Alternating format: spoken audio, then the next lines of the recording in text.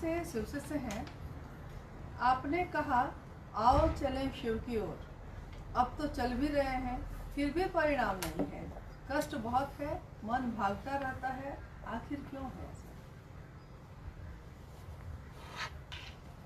जब भी जीवात्मा, जब भी कोई इस धरती पर योनिगत होता है, आता है, वो पेड़ हो, जीव हो, इंसान हो, देवता हो, भगवान हो, जब भी वो योनिगत होगा, पैदा होगा इस धरती पर, तब तो धरती के नियम लगेंगे। उसे सुख भी मिलेगा, उसे दुख भी मिलेगा, और आनंद तो मिलता है मात्र शिव की ओर चलने से, उस ईश्वर की ओर चलने से। जब दुख मिलेगा तो याद रखिए सुख भी मिलेगा, जब सुख मिलेगा तो याद रखिए दुख भी मिलेगा। लेकिन जब आनंद मिलेगा तो उसका उल्टा होता ही नहीं है। इसीलिए ईश्वर को कहा जाता है सच्चिदानंद, शिव को कहा जाता है वो ईश्वर है, महेश्वर है, आनंद वही है, उन्हीं के रास्ते में है, उन्हीं की दया पर है। तो आओ चलें शिव की ओर किसी ने कहा। अरे भैया, जिस दर्द से कहा वो दर्द समझ में आया कि शब्द पकड़ा गए? जिसने भी ये कहा कि आओ चलें शिव की ओर, उसके भीतर दर्द था, एक पुकार थी वह शिव की ओर चलने की, कि उसके पास भाव थे, और उस समय उसके पास दूसरा कोई भाव नहीं था। भीतर से उसने आवाज दी आओ चलें शिव की ओर। हम लोगों के लिए तो वो शब्द हैं, आओ चलें शिव की ओर, है ना हुआ, वही हो गया, है ना हुआ। आओ चलें शिव की ओर। जिसने कहा उसके भीतर दर्द था, एक क्या कहिएगा, उसको एक पीड़ा थी, और इसी दर्द के तहत उसने आवाज दी आओ चलें शिव की ओर। अगर उस दर्द से आप चलते हैं, उस दर्द के पीछे चलते हैं, तो कोई पीड़ा नहीं होगी। पीड़ा तो होती ही रहती है, पीड़ा तो मन झेलता है। पुआल पर सोने वाले को डलना पर सुला दीजिए, रात भर नींद नहीं आएगी। डलना पर सोने वाले को पुआल पर सुला दीजिए, रात भर नींद नहीं आएगी। ये तो मन की स्थिति है। सुख दुख यहाँ कुछ है नहीं, ये सभी घटनाएं हैं। यहाँ तो कोई दुर्घटना होती नहीं है जगत में, सब फिक्स्ड है। यहाँ सभी इंसिडेंट हैं, एक्सीडेंट नाम की कोई चीज़ नहीं है। हाँ, वो बोलचाल में हम लोग बोलते हैं। नेक्स्ट जी, मधेपुरा से शिशु से हैं। उन्होंने पूछा है कि आपके द्वारा लिखित एक किताब जो आने वाली है आओ चलें शिव की ओर, वो हम लोगों को कब तक मिलेगी? प्रतीक्षा में है लोग। ज़्यादा उम्मीद है शिवरात्रि को उसका विमोचन होगा। लेकिन इस किताब से क्या हो जाएगा? किताबों की कमी है क्या इस देश में? आओ चलें शिव की ओर किताब लिख देने से कोई शिव की ओर चलता है? किताबों में तो बातें लिखी हैं। उन बातों को समझ के लिखने वाले से मिलिए जिसने कहा कि आओ चलें शिव की ओर। दर्द वहां है, किताबों में दर्द नहीं मिलेगा। आपके कठोर भाव, आपके भीतरी भाव शब्द नहीं दे सकते। कोई रो रहा है दर्द से, शब्द में कितनहू बोलेगा, वो स्थिति दूसरे की नहीं होगी। तो किताब लिख देने से क्या हो जाएगा? हाँ, लौकिक रूप से पूछेगा तो चेष्टा है कि महाशिवरात्रि में 2021 में इसको निकाल दिया जाए। इसीलिए कि अब मैं बूढ़ा हो गया हूं, जाने वाला हूं, तो जो समझा मैंने लिख दिया। लेकिन लिख देने से क्या हो जाएगा? आपके पढ़ लेने से क्या हो जाएगा? अरे पढ़ के उसको जीवन में उतारना होगा। एक ही लाइन तो बहुत है, आओ चलें शिव की ओर। उसके बाद कुछ भी समझने की जरूरत नहीं है। चलिए शिव की ओर। ड्रामेबाजी थोड़ी है आध्यात्म। यहां तो नौटंकी चलती नहीं है। हमको आपको चलना चाहिए, दिल से चलना चाहिए शिव की ओर। फिर किसी किताब की जरूरत नहीं, किसी साधन की जरूरत नहीं, किसी 3 सूत्र की जरूरत नहीं है। चलिए तो सही। नेक्स्ट एक बहुत पुराने गुरु भाई राजीव नगर पटना से हैं, बिहार से। उन्होंने कुछ अपनी जो उनके मन में चल रहा है उसको भेजा है कि शिव शिष्यता की यात्रा में आपकी छांव तले प्रेम को सीखने, समझने और देखने का सौभाग्य मिला। किसी से भी घृणा का भाव समाप्त प्राय हुआ, परंतु 25 साल के उपरांत स्वयं से प्रेम नहीं होने का भाव परेशान करता है। कहीं इस यात्रा में हम डिसऑनेस्ट तो नहीं हो रहे? आप बता सकते हैं, या जीवन की दुश्वारियां ऐसे भाव को जन्म दे रही हैं। आपके और शिव के प्रति मन को ईमानदार समझता हूँ, फिर भी क्या मैं समान स्थिति में नहीं हूँ? वो जीवन की दुश्वारियां जो है ना, जीवन के तंज जो है ना, जीवन की परेशानियां जो है ना, उनको इस मन स्थिति में ले आई है। परेशानियां आती रहती हैं भाई साहब। किसी घर में चलिएगा तो ऊंचा नीचा आपको मिलेगा। अच्छी सड़कें मिलेंगी तो खराब सड़कें भी जीवन में मिलती हैं। सवारियों को ठीक कीजिए, खराब सड़कों से निकल हम अब जाएंगे। मैंने कई बार कहा है कि जब खराब सड़क मिले तो अच्छी गाड़ी कर लीजिए, अच्छी सवारी कर लीजिए, तो झटका कम लगेगा, दर्द कम होगा और शिव की सवारी से। लेकिन शिव की सवारी शरीर नहीं कर सकता है। शिव की सवारी जब करेगा तो मन करेगा। मन ही ने शैतान होता है, मन ही ने शिव होता है। एक आदमी घायल है और वो बेहोश हो गया है, कोई दर्द नहीं। एक बार मैं कुर्सी पर बैठा था यहीं रांची में, अचानक मैं बेहोश हो गया। इतना मजा आया मुझको, इतना मजा आया कि मत पूछिए। मुझको कुछ भी याद नहीं कौन क्या कर रहा। जब होश में आया तब देखा कि लोग सामने हैं और सब परेशान हैं। मुझको इतना मजा आया, वो जो 1 मिनट का समय था, कुछ भी मुझको पता नहीं चला। हाथ जब कुर्सी से नीचे गिर गए, गर्दन लुढ़क गई, मैं मर गया। बड़ा मजा आया। यानी मन ही न पकड़ेगा इसको कि कोई दर्द है, कोई सुख है। मन जब शिव की ओर चलेगा तो ये झटका कम लेगा और परेशानियां कम होंगी। जहां तक अपने से प्रेम करने का सवाल है, भाई ने लिखा है कि अपने से प्रेम नहीं हो रहा है। भैया अपने से काहे प्रेम कर रहे हो? शिव से प्रेम करो ना। अपना खुद ही समझ में आ जाएगा कि हम लोग क्या हैं। आदमी को शिव से प्रेम करना चाहिए और थोड़ा बढ़िया से नमः शिवाय करिए। शिव को प्रणाम करने की कोशिश करिए। नमः शिवाय कोई दूसरा अर्थ नहीं है। अगर शिव को मन ही मन प्रणाम करते हैं आप, शिव को मन प्रणाम करने की स्थिति में जाता है तो नमः शिवाय की भी जरूरत नहीं है। इस साल नहीं जाता है मन, इसीलिए हम लोग कहते हैं नमः शिवाय करिए। नमः शिवाय तो आपको प्रणाम की स्थिति में ले जाता है, बहुत पावरफुल मंत्र है। उससे ज्यादा पावरफुल कोई मंत्र ही संसार में नहीं है, क्योंकि शिव से पावरफुल कोई है ही नहीं संसार में। इसलिए उनका नाम मंत्र सबसे पावरफुल है। इसको किया जाए। जी, एक भाई हैं औरंगाबाद बिहार से। उन्होंने लिखा है कि शिव शिष्य होने की मनोदशा में जब लोग आते थे, लंबे समय तक ये संवाद संप्रेषित किया जाता था कि जागा जागा महादेव के उद्घोष के साथ अंतरिक्ष को प्रेषित किया जाता था। और जो आपकी शिष्यानुभूति में लिखा भी है कि यह प्रेषण वायुमंडल में ध्वनि के संप्रेषण का भाव प्रत्यक्ष या अप्रत्यक्ष जीव आत्माओं को सूचित करने के विज्ञान पर आधारित है। तो इसमें प्रत्यक्ष और अप्रत्यक्ष जीवात्मा किसके लिए कहा गया है? प्रत्यक्ष तो हो गए आदमी। प्रत्यक्ष या सब कुछ जो दिख रहा है सो प्रत्यक्ष है। कोरोना भाई सब दिख रहा है,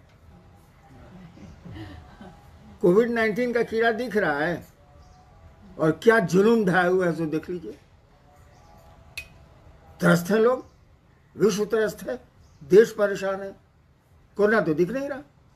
ऐसे असंख्य जीव हैं।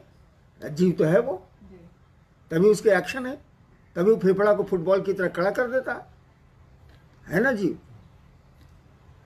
तो कहा गया कि दृश्य अदृश्य दोनों जगत की जीवात्माओं के लिए यह संप्रेषण कि किसी ने शिव को अपना गुरु माना है काम करता है। इसीलिए संप्रेषण दिया हुआ है।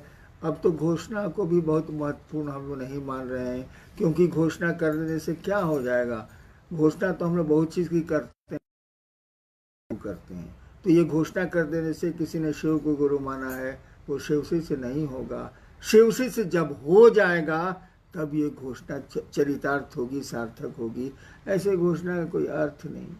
हाँ, प्रत्यक्ष अप्रत्यक्ष जो जीवात्माएं हैं उसको सूचना चाहिए जाती है। जब हम आप समझते हैं कि साला करा के भी साला शिव को गुरु नहीं मानेगा, ड्रामा कर रहा है, तो और लोग भी तो यही समझते हैं। चलिए भाई।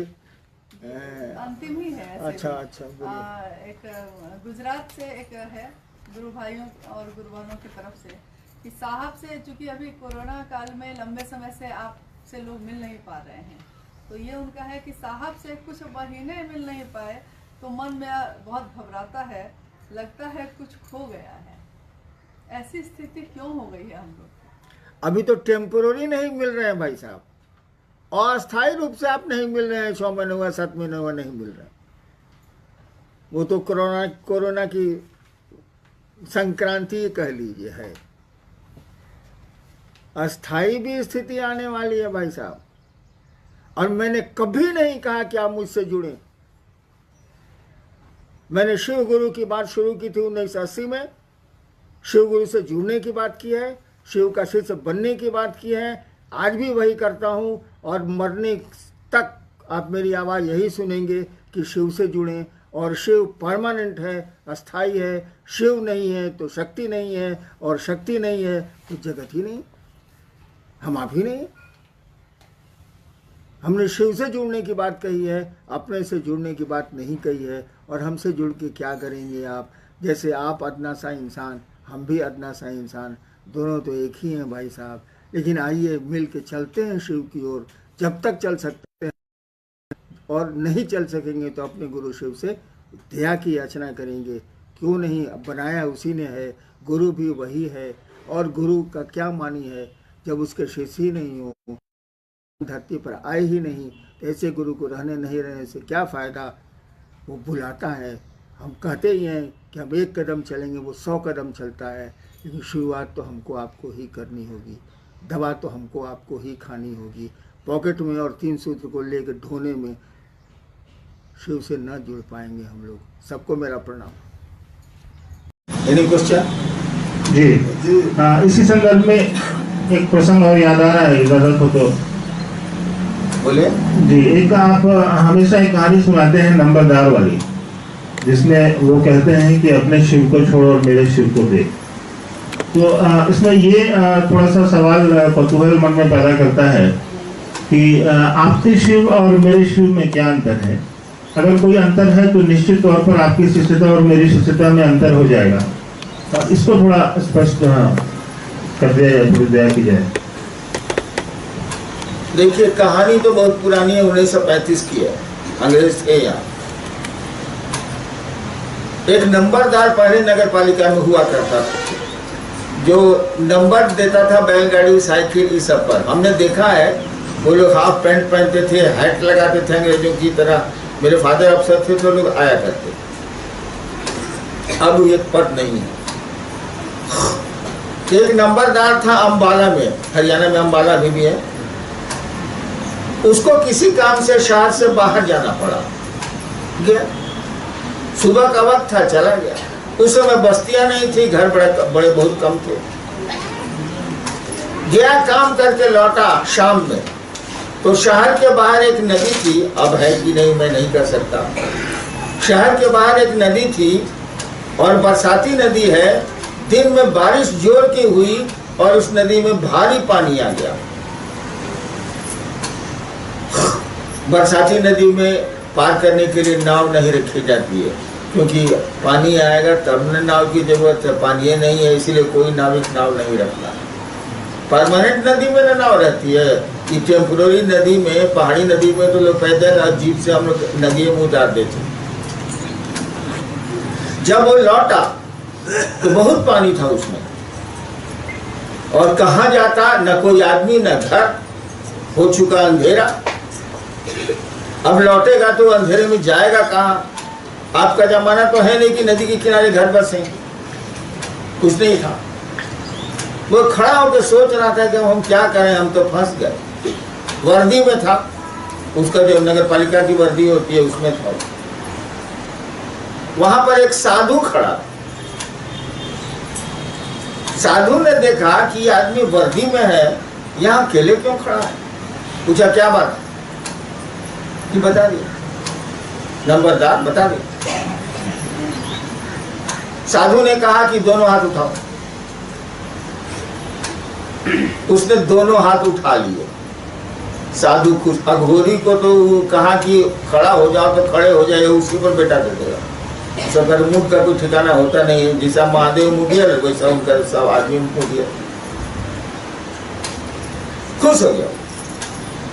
भींगा हुआ बालू वहां पर था, उस बालू को उसने उठाया और एक तरह पर तालाबे 100 शिकार शी लिख दिया, एक पर व लिख दिया, ताकि दोनों को सटाओ।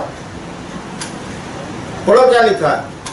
नंबरदार पढ़ा लिखा है शिव, एक में शी था एक में व था, पढ़ा शिव। कहा कि इसको देखते हुए नदी पार कर जाओ। जाओ। नंबरदार तो परेशानी में था ही, पानी पर पांव रखा, पानी पत्थर हो गया। चलने लगा चलने लगा चलने लगा। आधी दूरी के बाद जब पानी कम बचा तब वो सोच रहा है। अब तक तो सोच रहा था कि डूब जाएगा, अब सोच रहा है कि अब तो निकल गया कौन सी।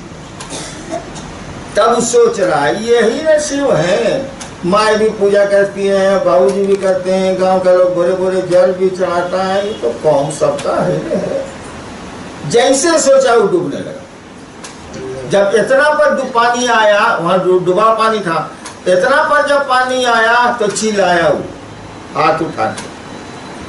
सदुया किनारे खड़ा था, गाली देके बोला, साले अपने शिव को छोड़, मेरे शिव को देख। शिव दो नहीं है, लेकिन देखिए उसने क्या कहा। वो कहानी अभी मेरे पास किताब में। साधु ने कहा, अरे मेरे साले मेरे अपने शिव को छोड़, मेरे शिव को देख। वो तो मर रहा था बेचारा, डूब रहा था। तन से हथवा समेटी कोशिश किया, बाहर आ गया। फिर पानी पत्थर हुआ, निकल गया। मुनु बाबू यही पूछ रहे हैं कि उस साधु के शिव में और नंबरदार के शिव में क्या अंतर। अंतर यही था कि दूसरे के बेटे को भी आप बेटा कहते हैं और अपने बेटे को तो बेटा कहते हैं। दूसरे का बेटे को चोट लग गई तो आप सूचना लेंगे कि क्या हुआ, कैसे हुआ, और दोनों को बेटा ही कह रहे हैं आप। लेकिन अपने बेटे को अगर चोट लग गई तो आप सूचना नहीं लेंगे, सीधे दौड़ने लगेंगे, कहाँ गया कहाँ गया, कहाँ क्या हुआ क्या हुआ क्या हुआ। यही अंतर है। दूसरे का बेटा है, आपका बेटा अपना बेटा है। जिस दिन महादेव को अपना समझिएगा उस दिन वह महादेव आपका होगा।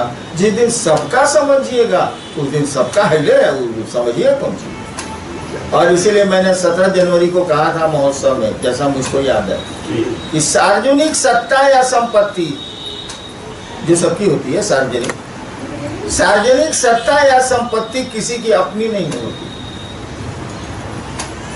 ट्रेनवा में आए हैं आप लोग, बस में आए हैं, बचा के आए हैं कि ट्रेनवा में दाग नहीं लगे। नेटा निकाले और ट्रेन के AC फर्स्ट AC 2 के पर्दा में पोछ। अपनी कार के पर्दे में नेटा पूछिएगा भाई साहब।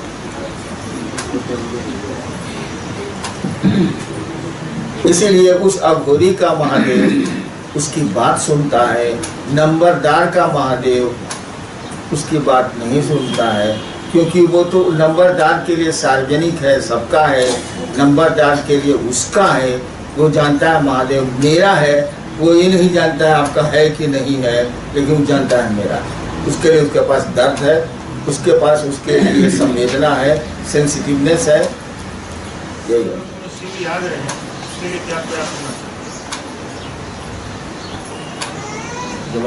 3 सूत्र का पालन पहले उनका जिज्ञासा सुनाइए हम लोग को। इनका कहना है कि अच्छे और बुरे वक्त में शिव याद रहें।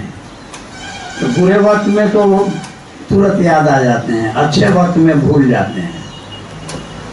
तो याद रहें, इसके लिए ये 3 सूत्र जो है ना, आपको वो दिमाग में चलता रहेगा तो बैठ जाएगा। तब अच्छा हो या बुरा हो, जिस हाल में रहेंगे आपको महादेव याद आएंगे। जब अपना समझिएगा, अपने घर का मालिक समझिएगा, अपना मालिक समझिएगा, तब तो 2 लाख रुपया भी आवेगा तो कहिएगा सरकार 2 लाख रुपया मिला है। और कष्ट तो कहवे कीजिएगा, उसके लिए सिखाने की जरूरत है। ये स्थिति कैसी है बाबा जी? अच्छे और बुरे वक्त में भी दोनों स्थितियों में महादेव याद आ रहे हैं। इसके क्या आखिर क्या मेरे साथ क्या हो रहा है? क्या इसका मैंने इसको क्या कहा जाएगा? जी जी, मतलब क्या स्थिति है हमारी? पहले उपनिषद की एक लाइन सुन लो। जिसके नींद में भी शिव अवस्थित हैं वे ऋषि हैं। जिनके नींद में भी शिव अवस्थित हैं वे ऋषि हैं। मेरा ड्राइवर बैकुंठ सिंह को बहुत लोग कलकत्ता वाले सभी पहचानता हो। परसों हमसे बोला कि सर हम सपना में शिव चर्चा कर रहे थे।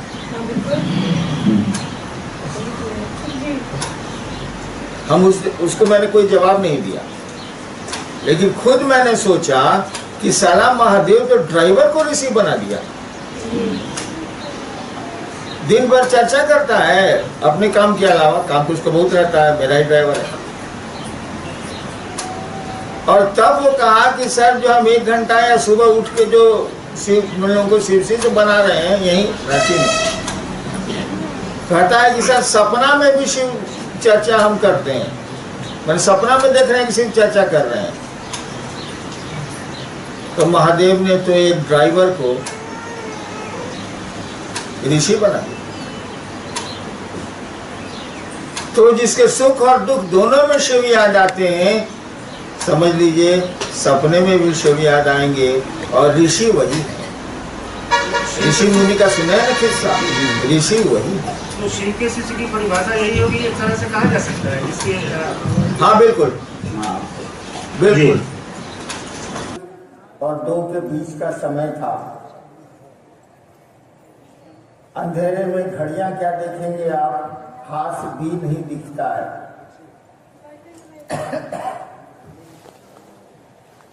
अंदाज करता हूं मध्य रात्रि भी बीत चुकी थी और मेरे मन में ख्याल आया कि गुरु भगवान होता है तो भगवान गुरु क्यों नहीं? क्योंकि उसके पहले मैं 14 साल बचपन से लेके 74 तक मैं तरह तरह की साधना और क्रिया और पूजा में लगा रहा। शौक था मेरा, कोई जरूरत नहीं थी। पिता क्लास 1 अफसर थे, भोजन की दिक्कत नहीं थी, गाड़ी की दिक्कत नहीं थी, सम्मान की भी पिता के चलते दिक्कत नहीं थी, लेकिन एक शौक था। और उसी शौक के चलते मैं इस दिशा में पढ़ा था।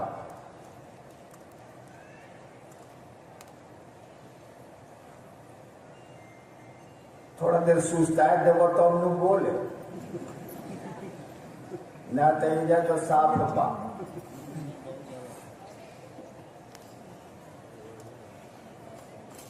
और जिस दिन मैंने शिव को अपना गुरु बनाया, सोचा था कि गुरु भगवान होते हैं तो भगवान गुरु क्यों नहीं? मैंने अपने पिता से सुन रखा था कि भगवान शिव को बोलते हैं, उन्हीं को ईश्वर बोलते हैं, उन्हीं को महेश्वर बोलते हैं। मैंने सुना था, लेकिन ये नहीं जानता था कि शिव गुरु है, मुझको नहीं मालूम था।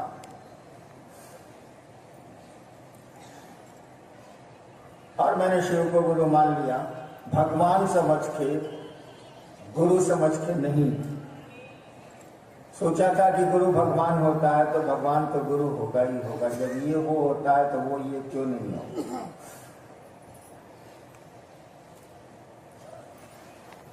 शिव से सीता का दौर चलता रहा। मेरी शिव से सीता का दौर चलता रहा। एक मेरी आदत है, मैं जिद्दी किस्म का आदमी हूं।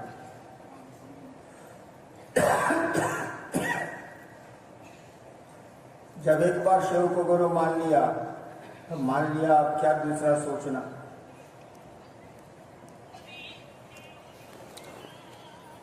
और आज ये स्थिति है कि तन्हा शुरू किया था, अकेले चलना शुरू किया था, लोग मिलते गए, कर्मा बनता गया।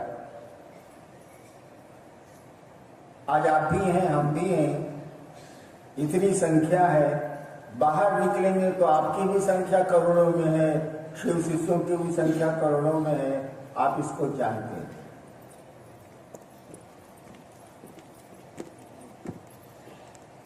और अब तो हम लोगों ने कहना शुरू किया, आओ चले शिव की ओर।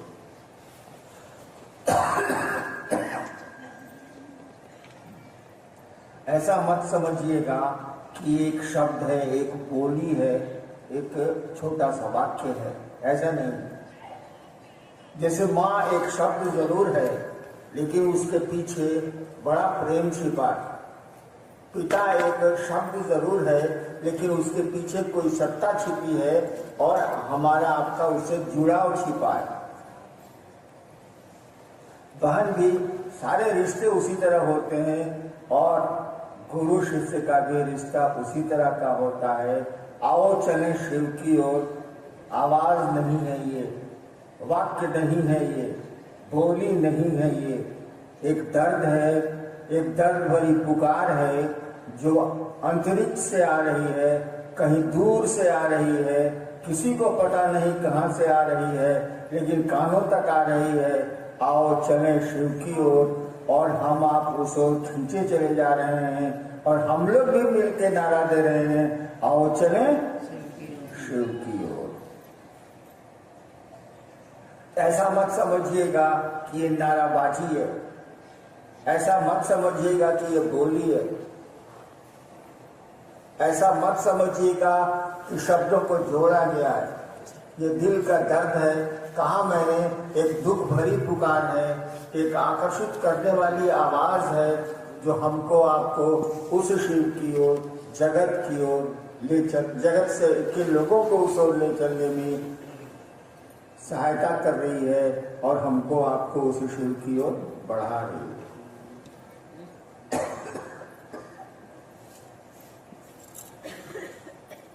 रुक रुक के बोले भाई हम दिक्कत बा। अच्छा दिक्कत है जिज्ञासा का आई बा।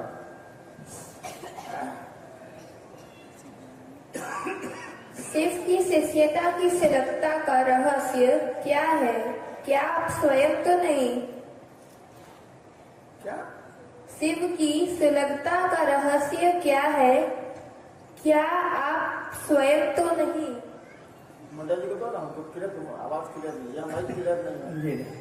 शिव की शिष्यता की सुलभता का रहस्य, सुलभता का रहस्य, कहीं आप तो स्वयं तो नहीं।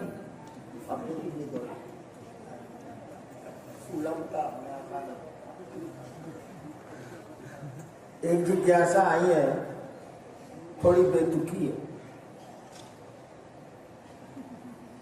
शिव की शिष्यता यानी महादेव गुरु हो और कोई शिष्य हो, ये सुलभ हो गया आज के जमाने में, आसान हो गया आज के जमाने में। बेतुका उस पर एक वाक्य लगा हुआ है, इसके रहस्य नहीं, आप तो नहीं। देखो भाई, ईमानदारी की बात मैं बोलता हूं, अब तो 70 साल से ज्यादा उम्र मेरी हो रही है। इस बात को समझो,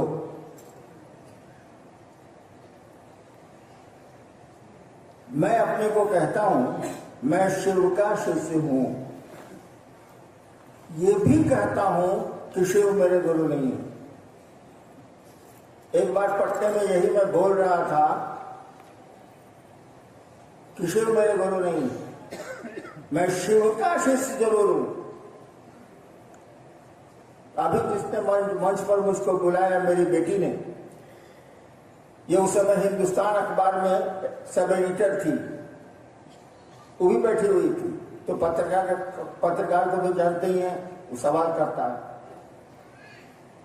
मेरी बेटी ने पूछा कि आपके गुरु शिव नहीं है। बहुत साल पहले की बात है, 15 साल पहले की बात है। शायद मैं उन दिनों पटना कंट्रोल रूम का इंचार्ज था, ज्यादा हो गया, 19-20 साल हो गए। मेरी बेटी ने पूछा, आप कहते हैं कि शिव आपके गुरु नहीं, फिर आप कहते हैं कि आप शिव के शिष्य हैं, ये दोनों कैसे संभव है? अब उस दिन मैंने क्या समझाया था मुझको याद नहीं है, लेकिन मैं समझता हूं यही सच है। जिस दिन मैंने शिव को गुरु माना था, रघुपुराण जिला के मुख्यालय। उस दिन तो मुझको कुछ भी नहीं मालूम था कि शिव गुरु हैं या भगवान को अपना गुरु बनाओ, मुझको कुछ मालूम नहीं था। खुद बखुद मेरे मन में ये ख्याल आया था।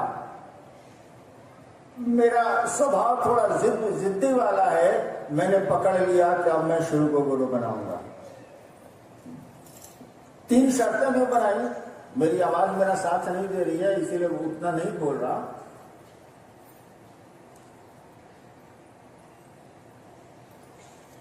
और उसके बाद जो चल रहा हूं शिव शिष्यता में जो चला आ रहा हूं, मैं खुद अपने मन से नहीं चला हूं।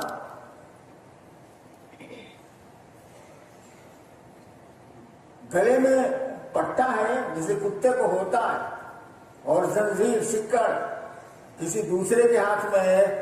बेबस कुत्ता क्या करेगा? जिधर चेन खींचा जाएगा उधर उसको जाने की लाचारी है, वो घिसट के जाए या ऐसे जाए। उस शिव ने मुझको अपना शिष्य बनाया, मैंने उनको गुरु बनाने की कोई चेष्टा ही नहीं की है, कोई कोशिश ही नहीं की है। तो इसलिए शिव शिष्यता की सुलभता, मैंने आसानी से महादेव का चेला भोई, शिव शिष्यता की सुलभता का कारण मैं नहीं हूं। अगर इस भ्रम में आप हैं तो इसको छोड़ दीजिए।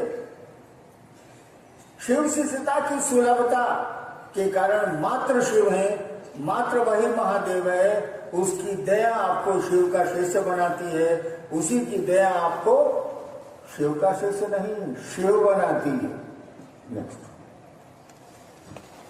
अपनी क्षमता के अधीन जैसे शिव गुरु की ओर बढ़ता हूँ, प्रतीत होता है कि अभी भी मैं बहुत पीछे हूँ। क्या बुद्ध की तरह शिव शिष्यता में भी कई जन्म लेने पड़ेंगे? हेमचंद्र प्रसाद। अपनी क्षमता के अधीन जैसे जैसे गुरु की ओर बढ़ता हूँ, प्रतीत होता है कि अभी भी मैं बहुत पीछे हूँ। क्या बुद्ध की तरह शिव शिष्यता में भी कई जन्म लेने पड़ेंगे? पहले आप जानते कैसे हैं कि बुद्ध की तरह कई जन्म लेने पड़ेंगे? How you know it? आप जानते कैसे हैं? इसीलिए उदाहरण गलत है, उपमा गलत है। जहां तक भगवान शिव को अपना गुरु मान के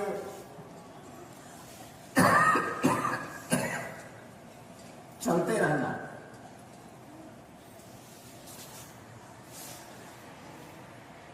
और ये समझना कि मैं अभी बहुत पीछे हूं,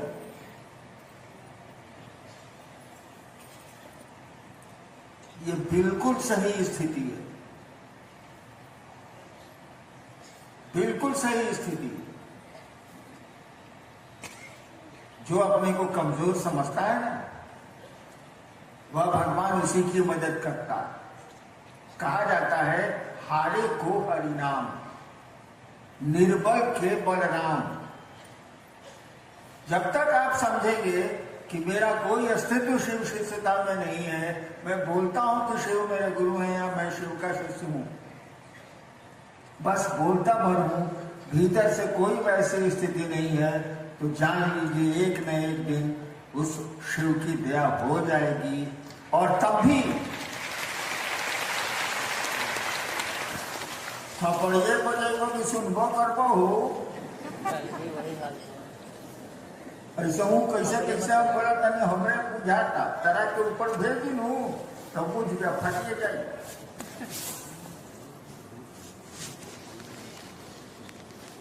और जिस दिन आप शिव के शिष्य सचमुच में हो जाएंगे, उस दिन भी वही स्थिति आपकी रहेगी, और आप समझेंगे कि दुनिया बहुत ऐसा नहीं है कि जो नजदीक पहुंच गया वो समझता है कि वो शिव के बोल रहा है। वो तो समझेगा ही समझेगा कि दुनिया बहुत है, चलना है, जो गुरु कहते हैं वो करना है, और जितनी ताकत हो अपने समझ के भीतर आपने देखा।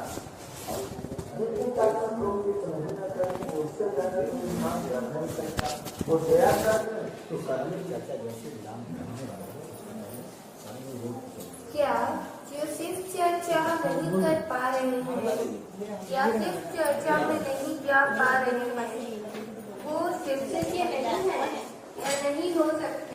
वे शिवसी से नहीं है या नहीं हो सकते हैं। देखो यार, हम 74 में शिव को गुरु माना था, कोई ने मनवा दिया था, दिखता नहीं था ज्यादा। कोई चर्चा मुझको नहीं थी। 8 साल तक तो मैंने किसी को कहा ही नहीं कि मैंने शिव को गुरु माना। मुझको लगता था यहाँ पे ठगी है, ये तो शरीर में नहीं है और वो भी बनाएगा, न बोलेगा न कुछ बताएगा, इसलिए मैं किसी को कुछ कहता ही नहीं था। जब सरकार ने मुझको मजिस्ट्रेट के रूप में बदल दिया जिले में मधेपुरा में, तब वहां श्मशान के मेरे भी साथी थे स्कूल के, उनको मैंने बताया और तब मैंने जाना कि शिव गुरु है, मुझको नहीं पता था। ये किसने कह दिया कि जो चर्चा नहीं करेगा वह शिव से नहीं होगा और जो चर्चा करेगा वो शिव से होगा? इस गलत फहमी में मत रहिएगा भाई साहब। हमारे बगल में फिलॉसफी के हेड ऑफ डिपार्टमेंट रिटायर्ड बैठे हुए हैं जिन्होंने अभी जिज्ञासा पढ़ी है। ये फिलॉसफी के हेड ऑफ डिपार्टमेंट रहे, फिलॉसफर हैं, दार्शनिक हैं ये, कि पढ़ाते हैं दर्शन शास्त्र। विज्ञान पढ़ाने वाला वैज्ञानिक होता है। कहाँ सुन लिया है? स्कूल में मास्टर विज्ञान पढ़ाता है, वो वैज्ञानिक हो, दूसरे की थियरी बताता है, वो वैज्ञानिक नहीं होता। आर्किमिडीज का सिद्धांत बताने वाला आर्किमिडीज नहीं है, तो संतोष पाणे है जो स्कूल में पढ़ाता है। तो शिव चर्चा करने वाला शिव का शिष्य होगा, इस गलत फहमी में मत रहिएगा, ठग भी हो सकता है।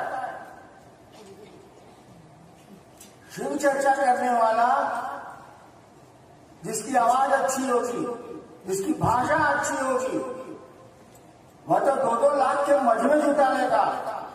और चर्चा के बाद वो क्या क्या करता है आपको भी पता है, हमको भी पता है। जितनी कुरीतियां हैं समाज की, जितना गड़बड़ मामला समाज में हो सकता है, जितनी कोशिश शिव को बदनाम करने के लिए समाज में हो सकती है, सारा काम वो करता है। और उसके मजमे में 1.5 लाख लोग इकट्ठा होते हैं। नहीं होते?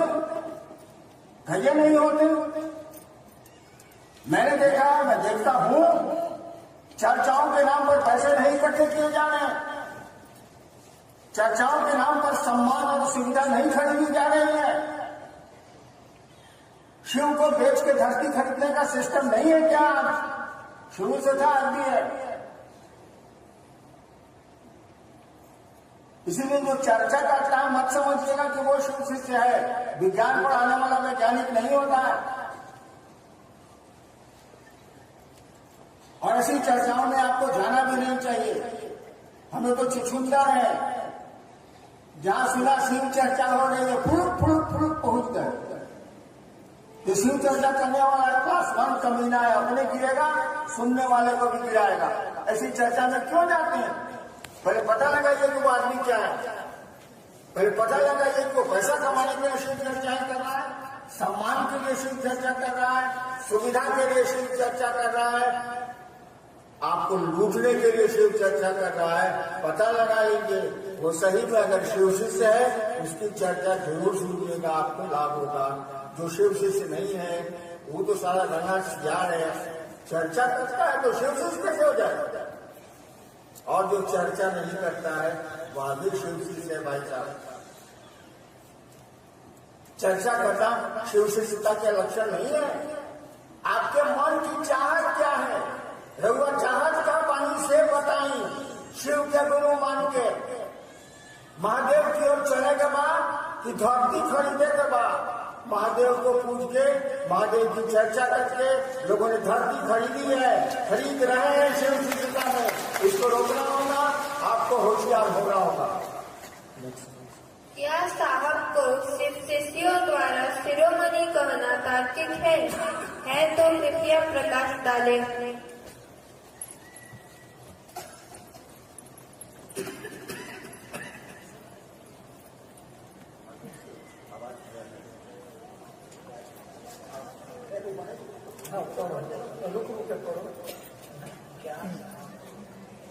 क्या साहब को सिर्फ शिष्यों द्वारा शिरोमणि कहना तार्किक है तो कृपया प्रकाश डालें।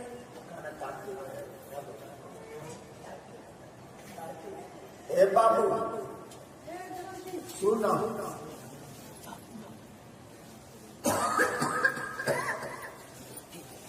15-20 दिन पहले आप रांची में बैठा रहे, मने मन सोचत रहा कि कहाँ महादेव, कहाँ मैं सड़ी नाली का कीड़ा, मेरी औकात क्या, किसी की औकात शिव के सामने क्या है। ज्ञान की नीति का गम कहाँ ही जाता है। ज्ञान ऐसा है जिसकी गहराई कोई नहीं नाप सका, कोई नहीं नाप सका और न नाप पाएगा। तो शिव अपने शिष्यों का मन बढ़ाते हैं। उन्होंने तुरंत जवाब दे दिया, नालियां भी मंदिर को जाती हैं। हमने कहा कि हम कहाँ सड़ी नाली के कीड़ा, कहाँ आप महादेव। तो उत्तर उधर से उन्होंने तो दे दिया कि नालियां भी मंदिर को जाती हैं। तुम नाली समझते हो, तुमको 24 आवर्स फ्रीडम है कि तुम मेरे पास आओ, दुनिया में जाओ, पुजारी और भक्तों को तो समय पर ही पट फोड़ेंगे। ए बाबू, हम शिरोमणि ना होंगे, जूता चप्पल के नीचे वाला हिस्सा होंगे। सीता की शिरोमणि कोई आया होगा तो आया होगा। आप बने मैं कोशिश करूंगा, आप बने मैं आशीर्वाद दूंगा, मुझको नहीं बनना।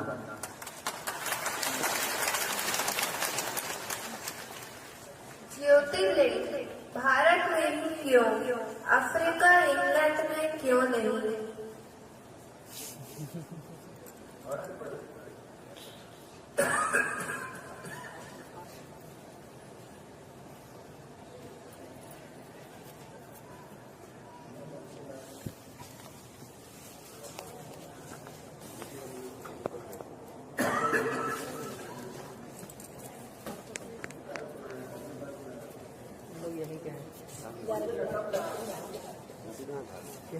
शिव का 11 है, 12 ज्योतिर्लिंग क्यों, 10 या 13 क्यों नहीं? सवाल ज्योतिर्लिंग पर आया।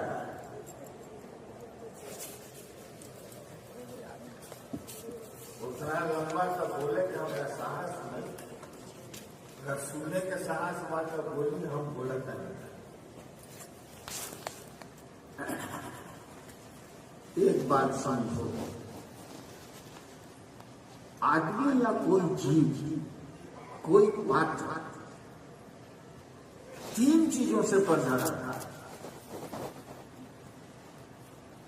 कोई जीव, कोई सृष्टि में उपलब्ध कोई वस्तु 3 चीजों से बनी होती। क्या क्या? एक वो, यानी जैसे हम, आप, ये माइक, ये बिल्डिंग, एक वो। दूसरा समय, टाइम, और तीसरा स्थान। कहा जाता है स्थान, काल और पात्र। पात्र हम आप हैं, स्थान मालूम ही एक जगह है, और समय आप जानते ही हैं। और समय कब पैदा होता है? समय तभी पैदा होगा जब कोई चीज पैदा होगी। अगर कोई चीज पैदा नहीं हुई है तो समय पैदा नहीं होगा। इसीलिए शिव को महाकाल कहा जाता है। महाकाल मैंने उस समय काल नहीं था तब भी वे थे, काल है तब भी वो नहीं थे। तो ये तो समझ रहे हैं आप, स्थान, काल और पात्र, ये 3 चीजें से पूरी सृष्टि बनी हुई है। हम आप एक एक आदमी उससे बने हुए हैं, एक एक जीव जगह से, समय से बंधा हुआ है। अब आप 108 बार नमः शिवाय का जप क्यों करते हैं? या भारतवर्ष में बड़े पुराने काल से, समय से 108 का जप क्यों होता है, 109 का क्यों नहीं होता, 110 का क्यों नहीं होता, 108 का ही क्यों होता? इसीलिए कि पहले के जमाने में जब ये नियम बने थे 108 के ऋषियों द्वारा, मनीषियों द्वारा या शिव द्वारा दिए गए होंगे, तो स्थान को निकाला जाता है चौहद्दी से। हम लोग कोर्ट करते थे तो कोई जमीन का झगड़ा होता था तो उसमें पहले चौहद्दी उसमें रहती थी, उस जमीन के चारों ओर क्या है, उत्तर दक्षिण पूर्व पश्चिम क्या है, तो चौहद्दी हो गई जांच। यानी किसी चीज को, कोई चीज कहीं खड़ी है ये जानने के लिए चार दिशाएं आप बता दीजिए कि उसके चारों ओर क्या है, आदमी समझ जाएगा कि वहां पर स्थान हो गया चार। उस समय समय की गणना होती थी मुहूर्त से, नक्षत्रों से। 27 नक्षत्र माने जाते हैं, 27 हो गया समय, 4 हो गया स्थान, पात्र तो हम आप हैं भाई साहब। तो 27 को 4 से गुना कर दिया गया, हो गया 108। स्थान को समय से गुणा करके हो गया 108। और मंत्र कौन जपेगा? पात्र। नमः शिवाय कौन करेगा? पात्र। यानी वह पात्र नमः शिवाय करके स्थान और काल में अपनी सुविधा के लिए परिवर्तन कर सकेगा। इसीलिए ये सिस्टम बना हुआ है। अब देखो, सवाल आया है कि ज्योतिर्लिंग कुछ नहीं। शंकराचार्य ने कहा था शिवं केवलं भास्कं भास्का नाम, शिव मात्र प्रकाश। राइट। ज्योतिर्लिंग का माने हुआ वह प्रतीक, लिंग माने प्रतीक, वह प्रतीक जिसमें अग्नि ज्यादा हो, तेज ज्यादा हो, अग्नि तत्व ज्यादा हो तो ज्योतिर्लिंग। वो शिव का ही प्रतीक है, उसमें अग्नि तत्व ज्यादा है।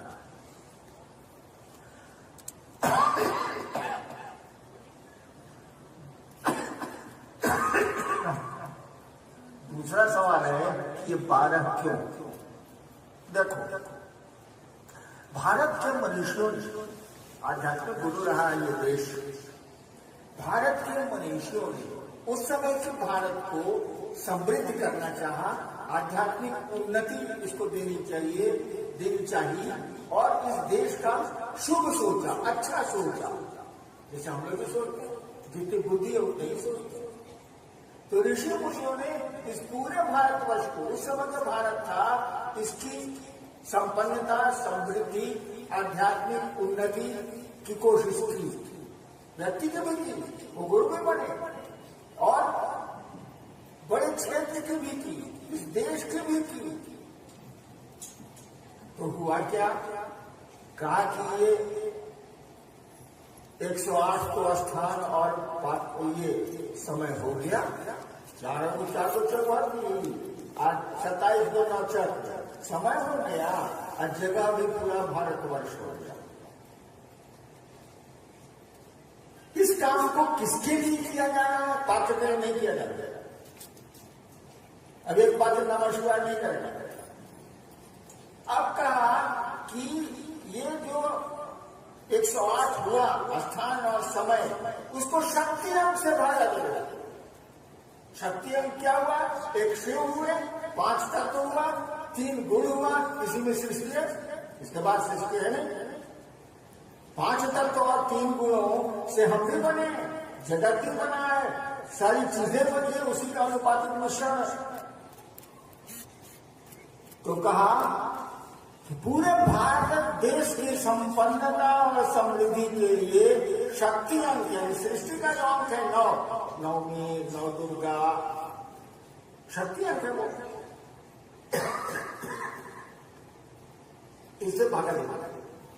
तो 108 उधर हो गया, 27 में 4 स्थान और काल, 9 से इसको भागा देगा।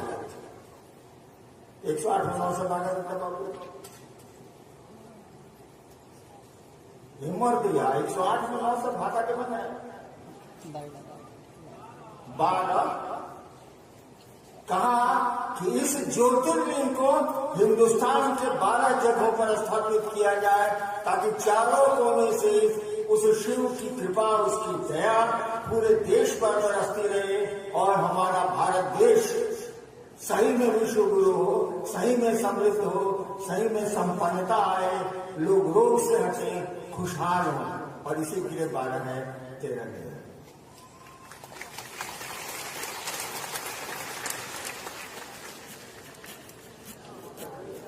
उस समय यहाँ तो मनुष्य भारत के उत्तरों को चले, उस समय तो कॉम्पिटिशन भी नहीं था। नेक्स्ट, परमात्मा सहज प्रेम से लभ्य है। जल्दी ना, देवताओं को देखने के लिए, दर्शन करने के लिए भाव की जरूरत है, लेकिन परमात्मा को, शिव को पाने के लिए सहज प्रेम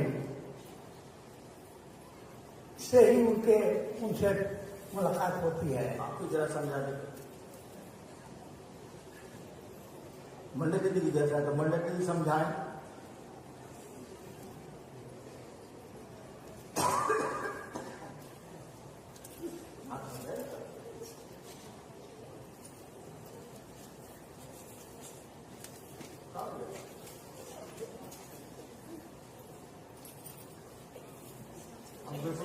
कलवे नहीं काम करा तो मैं जानो एगो तो ऐसे मंदिर के दिया की माता अब सब मिल फू करता रहे।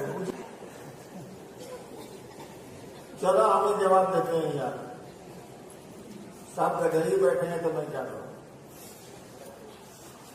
एक बात समझो,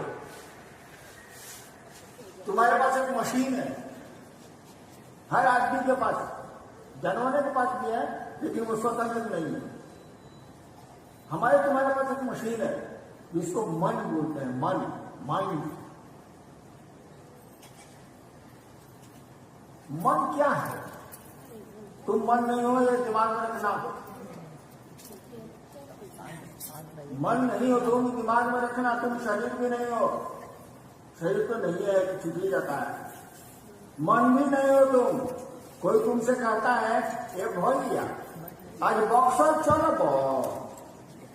तो आप कहते हैं मैं मत आज मोने नहीं खेलो, क्या कहें आज मोन नहीं क्या मेरा बॉक्सर कैसे। यानी मन कोई दूसरी चीज है, आप नहीं है भाई साहब।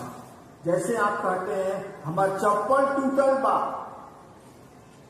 हम ना गए, वैसे ही आप कहते हैं आप चप्पल हैं, वैसे ही आप कहते हैं आज मेरा मन नहीं है मिठाई खाने का, सिंघाड़ा हो तो दो। यानी आप मन नहीं है भाई, शरीर तो नहीं है, मन भी नहीं है। इस सवाल पर हम नहीं जाएंगे, तब आप हैं कौन, इस पर नहीं जाएंगे। मन की मशीन में एक चीज पैदा होती है, वो है आपका हमारा सोचना, हमारा आपका विचार। जब सोचते हैं वो मन की मशीन में पैदा होती है।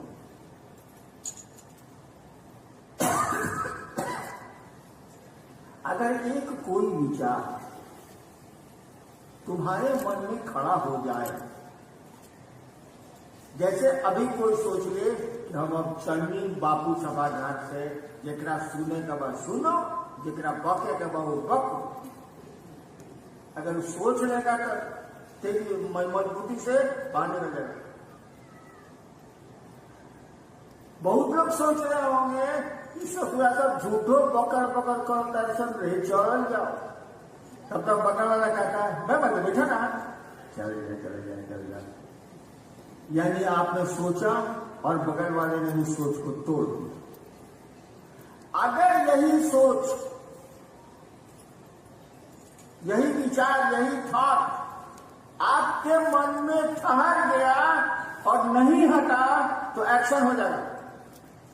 अगर आपके मन में ठहर गया कि ये मेरी बहन है, ठहर गया, तो अब बहन और भाई का भाव पैदा हो जाएगा। चीज वही है, विचार ठहर गया। और ये भाव अगर और ठहर गया तो जो चीज पैदा होती है उसको कहते हैं प्यार। सब तीनों एक ही मशीन से निकल रहा है। देखो तीनों चीज एक ही मशीन से निकल रही है। बोरिंग है, पानी निकल रहा है, ये बर्फ बनेगा, ये भाप बनेगा, है पानी है सारा। तो कहा गया कि सोचने भर से परमात्मा देवता नहीं मिलेंगे, भाव से मिलेंगे। अभी श्लोक आपने सुना, मंडली ने पढ़ा, भावीन लभते देवता, भाव से देवता मिलते हैं। भावीन देव दर्शनम, भाव से देवताओं का दर्शन होता है। तस्मात् भावानुलंबनम, यानी इसीलिए भाव का अवलंबन करो, सहारा लो। तो जैसे जैसे आपके विचार भाव में बदलेंगे, वैसे वैसे आपकी श्रेणी देवताओं की होने लगेगी, शुद्ध बनेगी। और जैसे जैसे भाव प्रेम में बदलेगा, अब तो स्थिति प्रेम की एक आदत है कि दो में पैदा जरूर होता है, दो में रहता नहीं। जैसे कोई आदमी दुनिया को प्यार करता है, दुनिया उसको अच्छी लगती है, तो अच्छा लगना, प्यार करना, ये बहुत खतरनाक चीजें हैं। अब आपको दुनिया से जोड़ेगा। जिस तरह से दुनिया आज है कल लगी रहेगी, हम आपकी आज है कल लगी रहेंगे।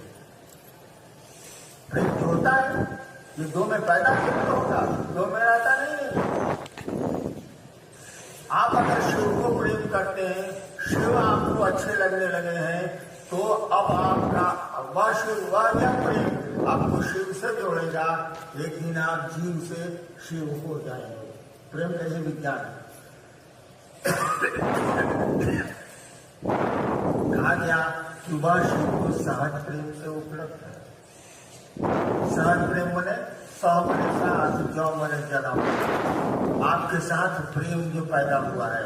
आपने अपनी माँ को प्यार किया है, आपने अपने घर, अपने लोगों को प्यार किया है, किसी ने आपको सिखलाया नहीं, वो सहज है, वो साथ आपके आया है।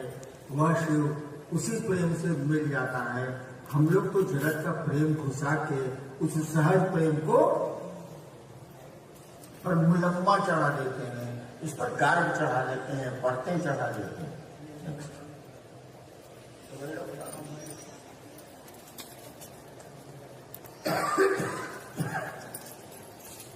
तो बोले नहीं, हमरा के छोड़ दे वो।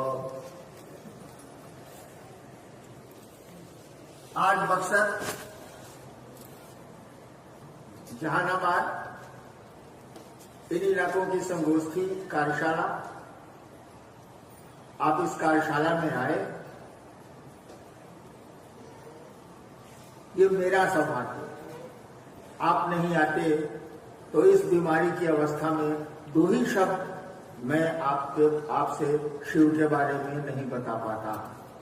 आपने मौका दिया मुझको अपने गुरु शिव की चर्चा करने को। आपके एहसान है मुझ पर, जब कहिएगा लौटा दूंगा।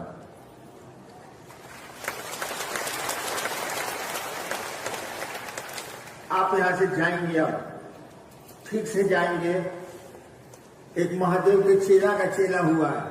महादेव के शिष्य थे मत्स्येंद्र नाथ, उनका शिष्य था गोरखनाथ। तो गोरखनाथ एक जगह लिखते हैं कि साधु कैसा होना चाहिए। गोरखनाथ एक जगह लिखते हैं साधु कैसा होना चाहिए। कहा कि हवा की न बोली बा, बहुत लोग बोले हवा कुत्ता तक बोलता है, हवा की न बोली बा, ठबा की न चली बा। तो ठमक ठमक के नहीं चलेंगे। हवा की न बोली बा, ठबा की न चली बा, धीरे धरिबा पाओ। अपने कदम को धीरे धीरे बढ़ाएंगे।